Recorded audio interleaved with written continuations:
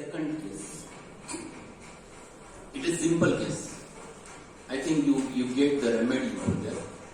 This was an acute case of fever with severe body ache and bone pains brought to me at around 4 p.m. The patient's complaint was his every bone in the body is paining since morning. My question, tell me exactly what has happened. And patient's answer was, in the morning around 9 a.m. I was doing my breakfast and I could not understand why I am drinking lot of water. He said that I am drinking continuously water at that time. I was not understanding what has happened to me. And then he said, all of a sudden I got a very severe chill with sudden body ache. Everything happened all of a sudden. Then I went to bed. After half an hour the chill was better. It was a rigor which he has developed at that time. Then I got a bitter vomiting. Whatever I have consumed during breakfast, it has been thrown away. It was bitter vomiting. And then I developed a fever followed by slight sweating. There was no one at home to come to you at that time. Now I feel much exhausted. So he was in a very exhausted state. And he said, I am having severe body ache, doctor. Please do something. Simple case. Simple acute case. Remedy is very simple. Everyone knows. So,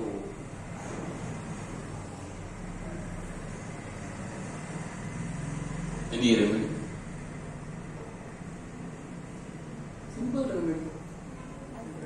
Yes, Repertory perfoliatum. It's too simple. Why? Yes, it is called as a bone set. It is called as a bone set. So I have given him a remedy, Repertory perfoliatum, 203 doses, and with biocombination number 11. Because he was in fever state, he was having fever associated with that, and biocombination 11. And the patient recovered completely within span of 5 days. Total recovery was there. One more thing I used to do with acute cases, ask them daily for follow-ups. Generally, fewer cases I used to ask them to meet me daily if they are from Sangamner, so that we can understand whether we are on right path or wrong path. This is too important for us. I used to check with the pulse ox. The first thing, I never looked towards the oxygen. I used to look towards the pulse. We have to watch whether the tachycardia is coming down or not. It should come down. If it is coming down, we are on right path. If it is going in wrong, reverse direction, it is increasing, still patient is not in the right path. That's what we have to look for. So, I was observing him daily. I used to give him again same remedy. If state is not changed, I used to repeat the same.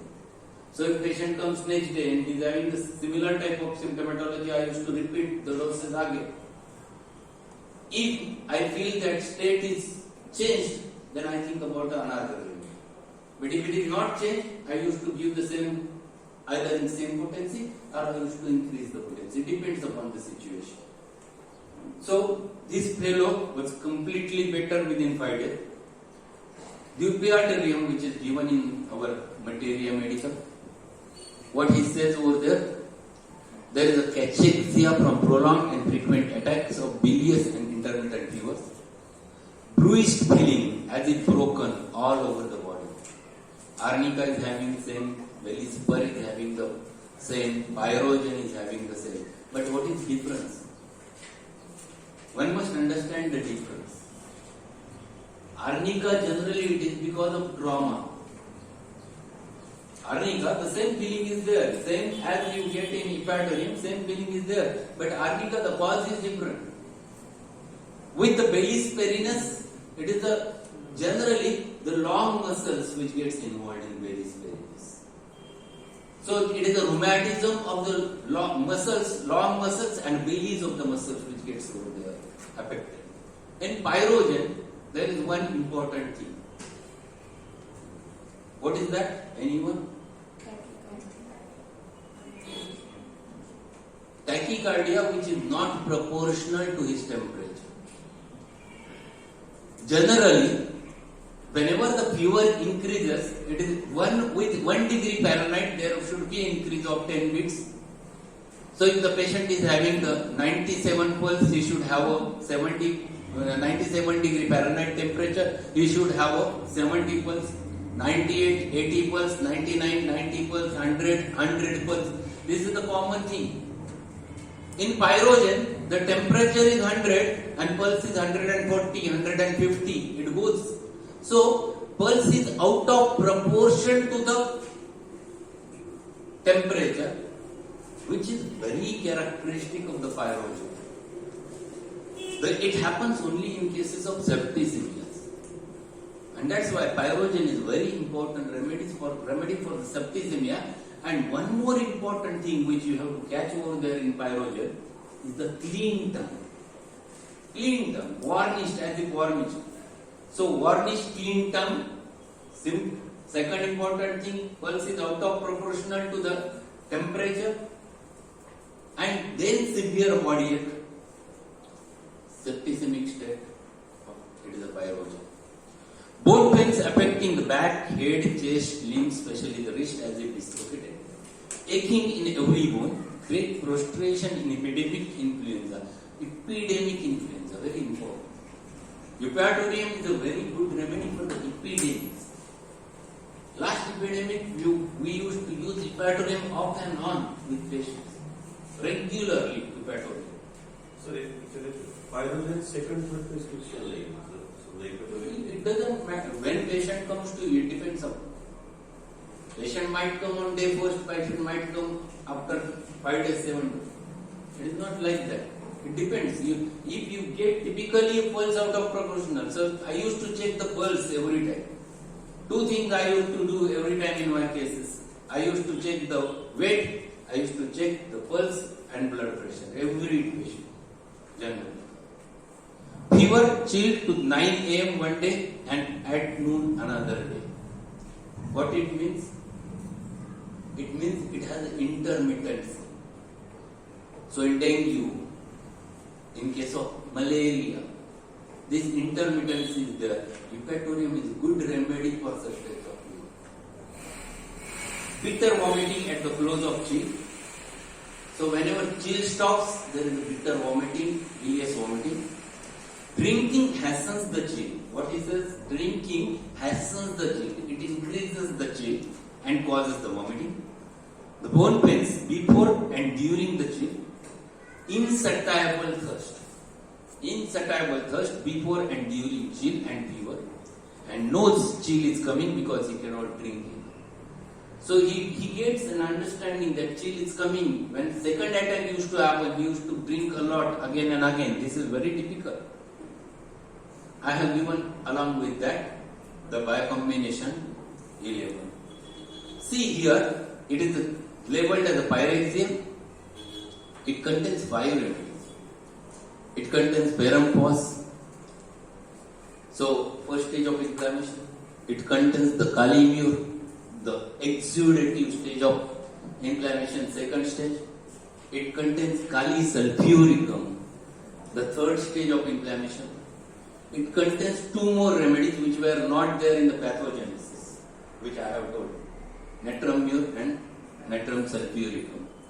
Natrum mur is the remedy for very important remedy in intermittent fevers, especially the malarial fevers. Malarial fevers are very classically treated with the natrum mur. It is very important remedy.